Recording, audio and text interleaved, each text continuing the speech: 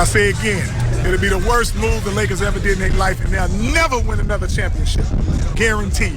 I agree. Are they going to regret this trade? They're going to regret it. I'm going to have fun with it. Because I told y'all it was crashing down. Now it completely crashed, but at least my son got off the boat before the thing exploded. I gave him a chance. You can rewind it and go back, and I said, if you get the 3 Ball brothers, you're going to survive this. You let them go, boy, it's going to be a cold day in hell. Well, you never wonder where Lavar Ball stands. I'll say that. Shannon, what did you make of this?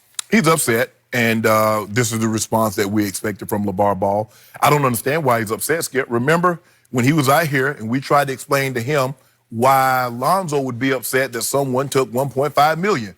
Well, he still has his family. Oh, he stole it. Yeah, he stole the money from him. And LeVar was like, I tried to explain to him, there is no reason to have emotion. There's no reason to be upset.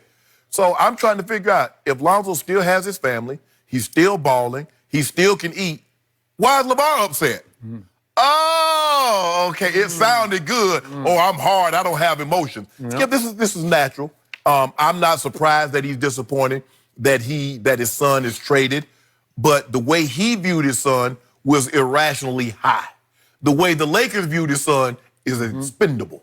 Okay. That's why he was included in the trade. That's why his name always came up. Now, that might be twofold, Skip. Maybe every time they would broach the subject, maybe some other team says, we want Lonzo. That's a good thing.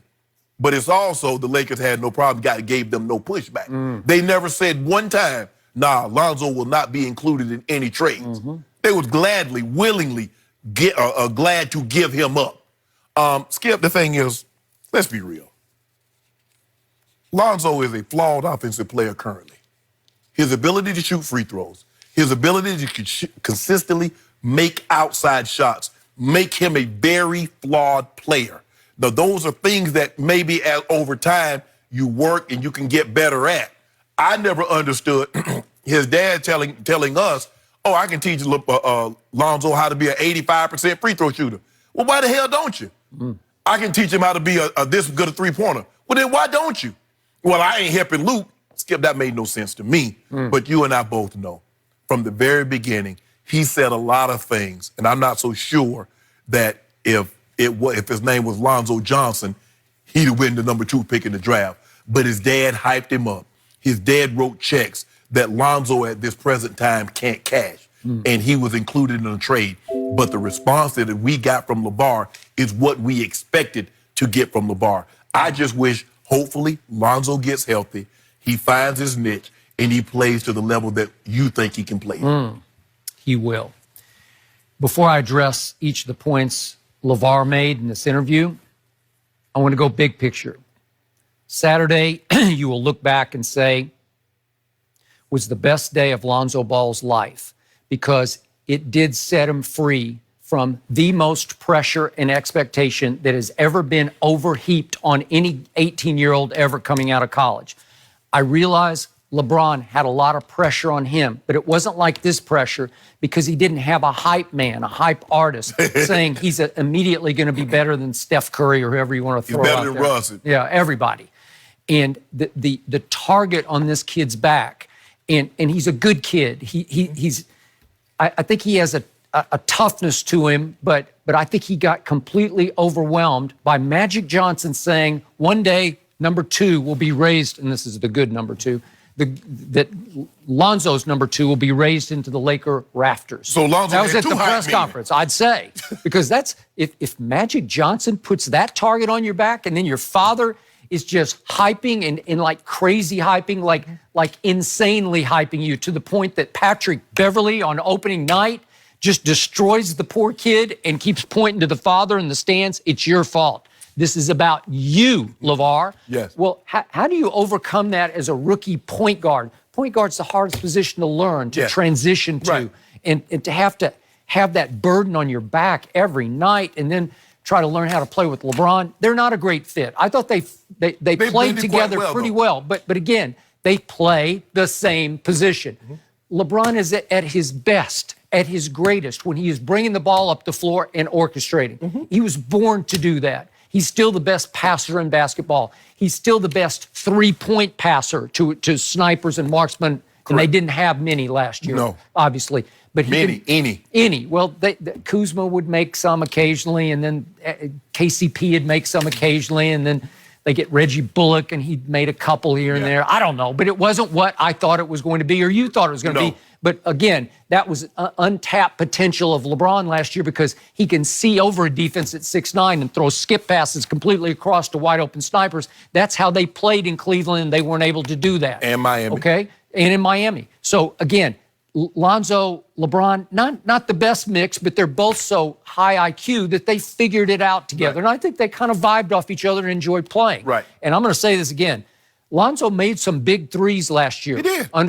Under clutch pressure, when you got to make it, he's good at got to make it threes. Okay, so now, the one thing I've learned about Lavar Ball, you can laugh and scoff all you want, but it's hard to know when the bluster stops and the insight starts because there is some insight from him, and he has made predictions sitting right here on this show that made you just open your eyes, such as, well, Magic's just the figurehead now. Right. He is? We said that, 3 months ago on the show?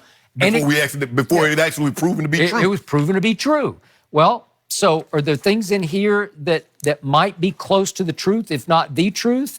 Yeah, because LeVar he's a shrewd operator, but he has depth to him. And if you will listen, if you can cut through all the BS part and get to the truth, there's a lot of truth. Now, is he just mad that his son got traded out from under him? Yeah. And again, the biggest impact my biggest takeaway from this interview is now Lonzo gets to go all the way. I don't know how far is New Orleans from here? Is it 2,000 miles? I don't know, 1,500 miles? 4-hour plane ride. Okay, 4-hour plane ride from here. It's a long ways from here.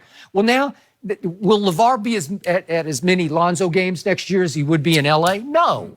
And maybe it'll be good for the kid just to break free and get out from under it. And it's not his hometown per se, but it's his home area, Chino Hills, just outside of L.A. Get out from under this. There's no more magic. There's no more pressure. You can start fresh. I like Alvin Gentry. I think he's good with kids. He'll teach him a lot of things that he hasn't quite learned yet. So, again, my biggest takeaway, I think LeVar is onto something here. I think the Lakers will forever regret trading this kid. And again, if you prove me wrong, if they win a championship in the next 2 years, because I think 2 is all, even you agree, that's all that LeBron's got left at an MVP caliber level. 2 more good years. To be a top 10 player at year, Skip, because you're 17, 18, to be even a top 10 player at year 19, Skip, that would be unprecedented. Yep.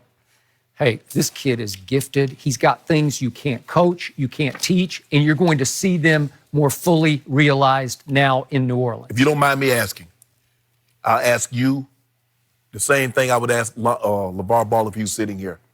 Are the Lakers better on Saturday, or were they better on Friday?